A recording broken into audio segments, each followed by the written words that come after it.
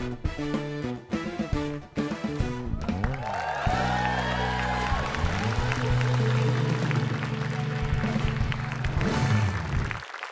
segmen sebelumnya kita ngobrol mengenai komunitas-komunitas. Sekarang kita mau tanya, Pak Anji komunitasnya apa? Saya punya namanya Community for Children with Cancer, CITRI. Itu adalah komunitas pendukung yayasan, namanya Yayasan Pita Kuning Anak Indonesia. Itu yayasan yang saya dan teman-teman bangun tahun 2007 untuk membantu pasien kanker tidak mampu di Indonesia. Oh gitu, sudah berapa anggotanya tuh? Anggota yayasannya, kalau misalkan anggota tim intinya mungkin sekitar 8-9, tapi relawannya banyak ribuan. Kalau misalkan ada acara, relawannya dipanggil untuk turun tangan dan segala macamnya. Jadi karena ada banyak banget pasien tidak mampu, pasien kanker tidak mampu di Indonesia. Jadi Pita Kuning membantu pembiayaan dan juga psikososial terapi. Artinya tetap membuat anak-anak sebagai anak-anak walaupun mereka lagi di rumah sakit gitu. Jadi diajak main, nonton TV, main game gitu-gitu. Oh, jadi biasa kan gue kan sakit ganteng ya? kan, jadi anak-anak senang sama gue. Oh iya, masalah itu bukan sosial tapi narsis sebenarnya. Nggak ada kepikiran terjun ke politik untuk jadi menteri? Enggak, gitu? karena Enggak. untuk terjun ke politik butuh dua hal. Passion sama kompetensi. Passion terhadap gagasan besar dan terhadap Indonesia, dan kompeten di bidangnya. Nah, saya punya passion yang besar terhadap Indonesia. Tapi kalau saya nggak punya kompetensi, saya latar belakang pendidikannya adalah Fakultas Seni Rupa dan Desain.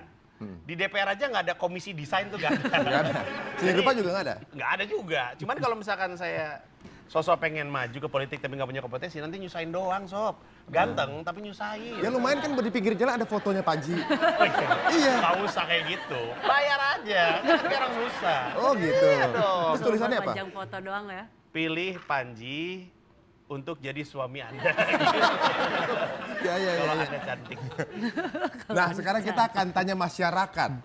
Bagaimana sebenarnya pemimpin yang ideal menurut mereka? Inilah dia menurut saya.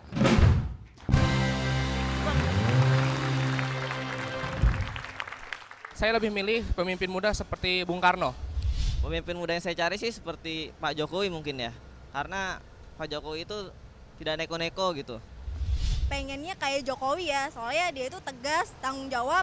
Terus juga ya dia itu pokoknya tanggung jawab lah sama kota yang dia pimpin gitu. Kayak Ernest Prakarsa kali ya.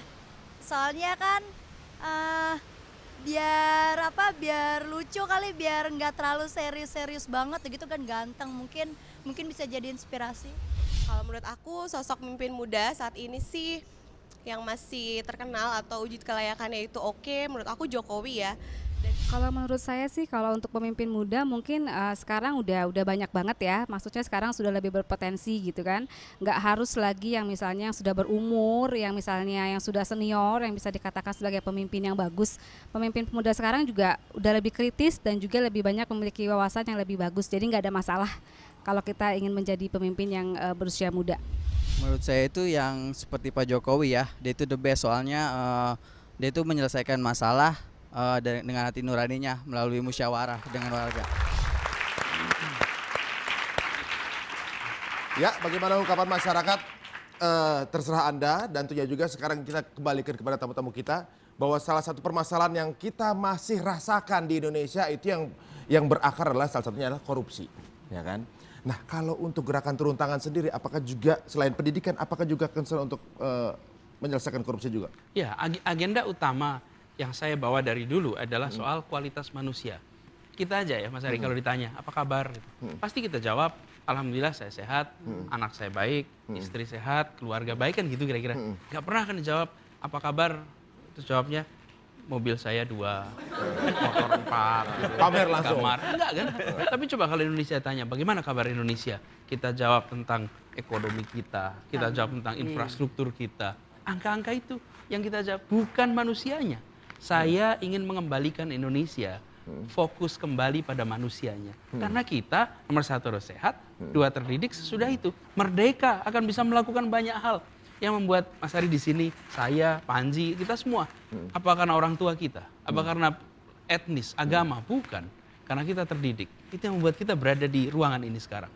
Ini kameramen, semua timnya karena terdidik. Pendidikanlah. Nah hari ini pendidikan tidak mendapatkan perhatian yang cukup. Bahkan kita secara berencana membuat rakyat Indonesia pendidikannya rendah. Saya beri contoh, ini keputusan politik, bukan keputusan pendidikan. Misalnya, SD kita jumlahnya 168.000. SMP-nya 39.000. SMA-nya 26.000. Ya, lihat angka itu aja, kita sudah tahu. Kita belum berencana mendidik semua anak Indonesia. Masuk 5,6 juta, lulus SMA hari ini 2,3 juta. Bagaimana? Ini dirancang selama berpuluh tahun. Ini kalau didiamkan, yang hilang per tahun 3,3 juta anak. Diamkan ini 10 tahun ke depan, 33 juta. Di situ sebabnya soal manusia harus menjadi fokus. Nah, begitu bicara manusia kan sehat dan pendidikan. Jadi turun tangan ini melakukan itu. Dan seperti kata Panji tadi, kita melakukan kampanye turun tangan dengan cara yang berbeda.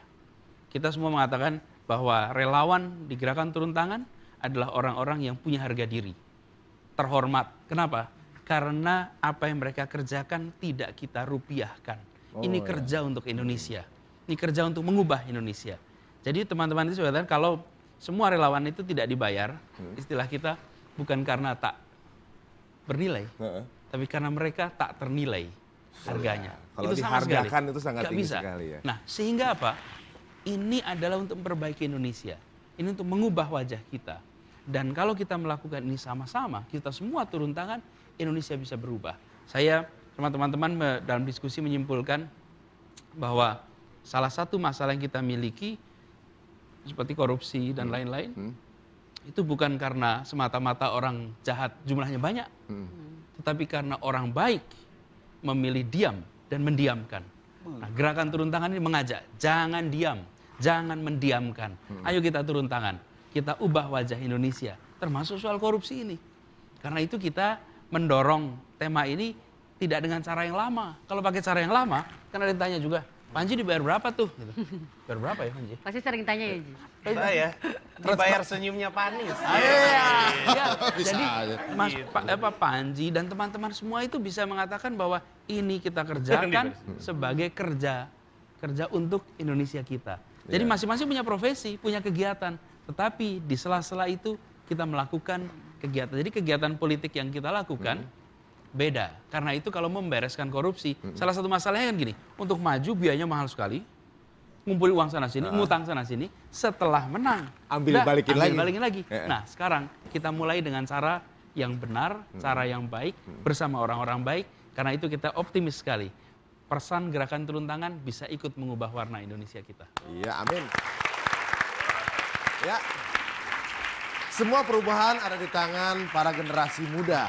Nah, sekarang kita juga telah melemparkan hashtag selagi muda yang telah diberikan kepada para followers kita. Bagaimana pendapatnya? Ini dia. Twitter says. Coba kita lihat Twitter yang pertama. Dari siapa? Dari Miowok 2520. @udacu_net. Hashtag selagi muda, banyak-banyakin amal kebaikan. Haha. Berikutnya dari Vegens. Namanya susah. @udacu_net. Hashtag selagi mudanya adalah pengen buka distro baju dengan merek sendiri. Hihihi. Kalau tadi Kenapa harus ketawa ya? Mungkin kalau lagi muda harus ketawa sering. Banyak ketawanya. Berikutnya Berarti itu dari potong masih muda ya? Dari @colorrider. Namanya aneh. @udacu_net. Hashtag selagi muda. Gue mau keliling dunia min sambil ngenalin Indonesia. Oke. Berikutnya dari @reni_mcr_mydtt. @udacu_net. Hashtag selagi mudanya ia mau punya usaha tentang safety riding. Dia bagus nih selagi mudanya pengen mikirin safety riding. Berikutnya ada? Masih ada? Dari @rimchan.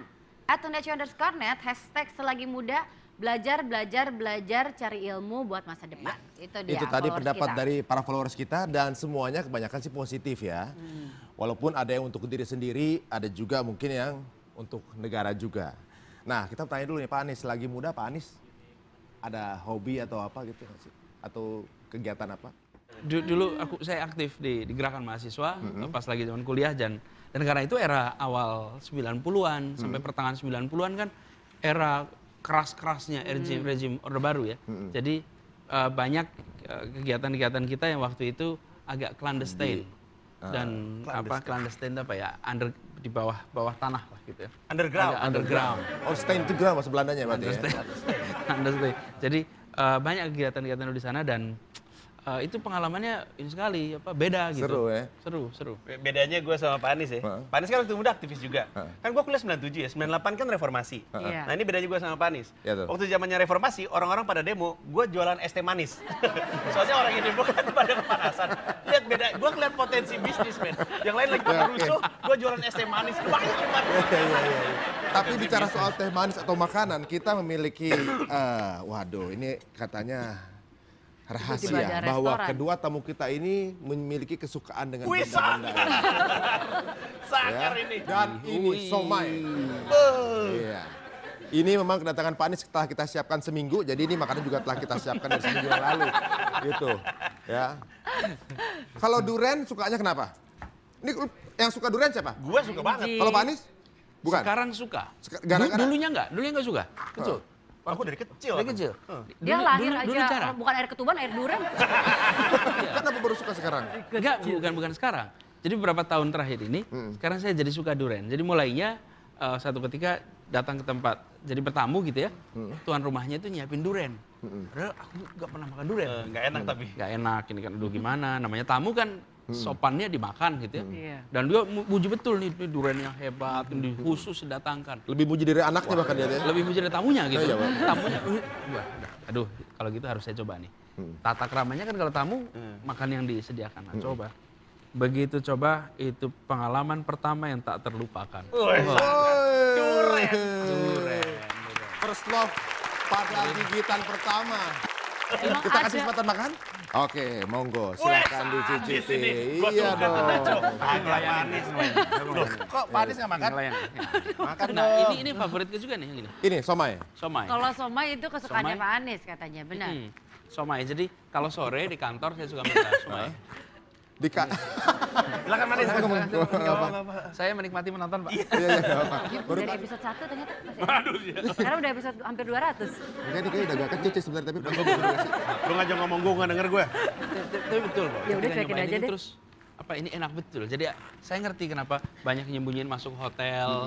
Kan banyak hotel-hotel dilarang bawa Durian. dan tetap masukin. Jadi ini menjelaskan gitu, memang rasanya luar biasa. Iya, memang. Kalau ini somai, somai itu di Jogja tentu makanan saya kalau di Jogja banyak gudeg, tapi di Jakarta kalau sore pengen sesuatu yang tidak membuat kenyang sekali supaya masih bisa makan ganjel aja.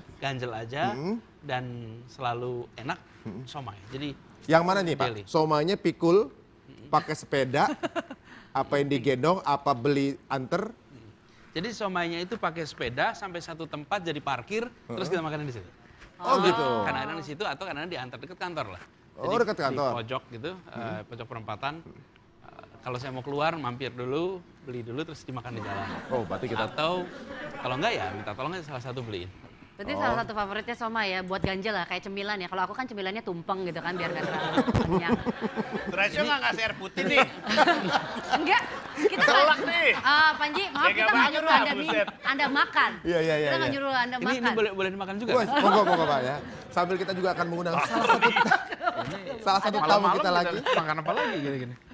Ada seorang pemuda yang pernah mengharumkan nama Indonesia di tingkat internasional dalam hal perfilman di usia yang sangat muda. Nah, kita akan melihat inilah dia. Adiat Mika.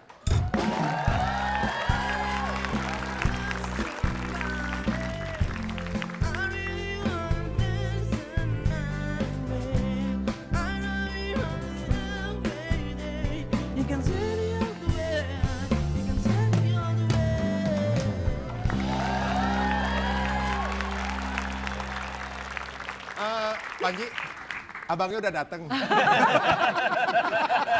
Tolong dibalikin Abang, kiri. aku mau durian bang. Ada di kolesterol. Seperti apa prestasi dari Adiat Mika, kita akan bahas di segmen berikutnya ini. Tuna Show.